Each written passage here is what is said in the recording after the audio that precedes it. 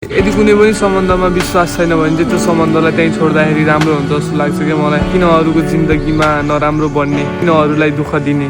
आफ्नो लाइफ हो, सबैलाई आफ्नो खुसी ठुलो लाग्छ क्या। कसैलाई पनि आफू दुःखी भएको हेर्न सकिँदैन।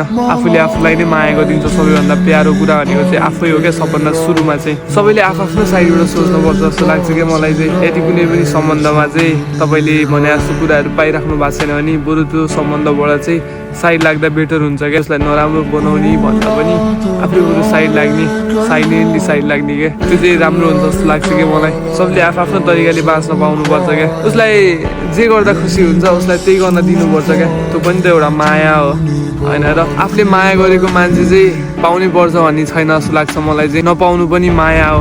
सबै कुरा पुरा भएको भए त के कुराको चाहिँ चाहना हुन्थ्यो र केही कुरा अधुरो पनि ठिक हुन्छ क्या। अधुरो भयो भने त्यो कुराको चाहिँ आश बढी लाग्छ नि त। सबै कुरा नपाउनु पनि माया हो जस्तो लाग्छ मलाई चाहिँ। माया चाहिँ सबैको भाग्यमा लेखेको पनि छैन। सबैको भाग्यमा लेखेको भए सबजना हाँसेर हिँड्थ्यो होला, किन रुन पर्थ्यो र। यदि आफ्नो हुन सकेन भने दुनियाँभरि भन्छ यो त यस्तो उस्तो भनेर नराम्रो नराम्रो कुराहरू फैलाएर हामी बदनाम गर्ने यताउति टाइपको हुन्छ क्या। उसलाई जति आफ्नो इज्जतको माया लाग्छ उसलाई पनि आफ्नो इज्जतको त्यति नै माया लाग्छ। आफ्नो मात्र सोचेर भएन, अरूको लागि पनि सोचिनुपर्छ।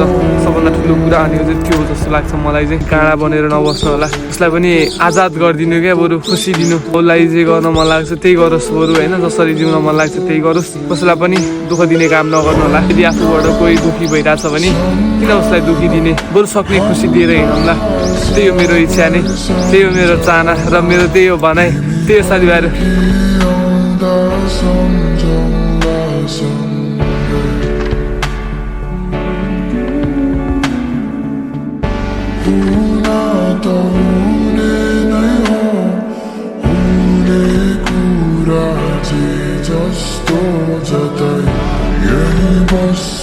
समय नि कति छिटो बितिसकेछ। हिजो 20-21 वर्ष हुँदै थिएँ, आज 24-25 हुन लागिसके। हेर्दा हेर्दै समय बितेको थाहा नै भएन यार। कस्तोसँगले जाँदो रहेछ समय चाहिँ है। केही बन्छु म, केही गर्छु म भन्दै दौडिँदै होइन लाइफमा स्ट्रगलको पार्टहरू गर्दै टाइम बितेको थाहा नै भएन।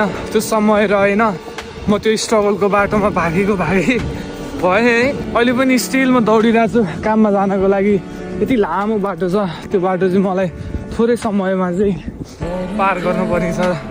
म त्यसको लागि चाहिँ दौडिरहेको छु कि अहिले पनि। भनेपछि लाइफमा कति दौडिने त, कति सङ्घर्ष गर्ने त होइन। जति सङ्घर्ष गरे पनि गोजी सधैँ खाली नै क्या। जति सङ्घर्ष गरे पनि गोजी चाहिँ खाली नै क्या। त्यही भएर मलाई त बेला बेला वाक्क लाग्छ, कति गरौँ क्या, अझै कति दौडिम म, कति भागम होइन।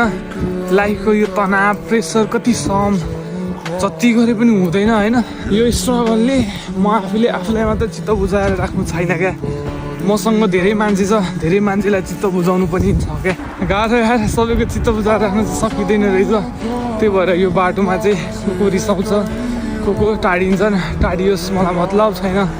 म आफ्नो बाटोमा अगाडि हिँडिरहेको छु, अगाडि बढिरहेको छु। गन्तव्य चाहिँ त्यस्तै हो, तर स्ट्रगल चाहिँ गर्न छोडेको छैन मैले र छोड्दिनँ पनि। अब के गर्नु त होइन।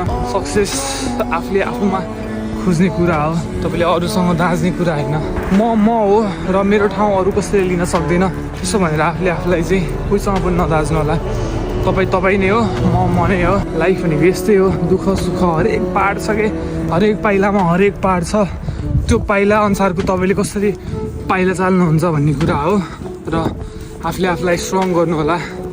तपाईँले जति स्ट्रङ गर्नुहुन्छ आफूले आफूलाई, तपाईँ त्यति झन् स्ट्रङ हुँदै जाने हो होइन। अरूको अगाडि स्ट्रङ बन्नु होला। यदि भित्रबाट कमजोर हुनु भए पनि अरूको अगाडि चाहिँ स्ट्रङ हुनु होला। तर तपाईँलाई हेपेर बसी खान दिँदैन मान्छेले। त्यही भएर आफूले आफ्नो केयर गर्नु होला। समय भन्ने कुरा यस्तै रहेछ, बिति जाँदो रहेछ। कतिखेर बित्छ भन्ने कुरा थाहा नै हुँदैन रहेछ। समयअनुसार चल्न सिक्नु होला। लाइफ भनेको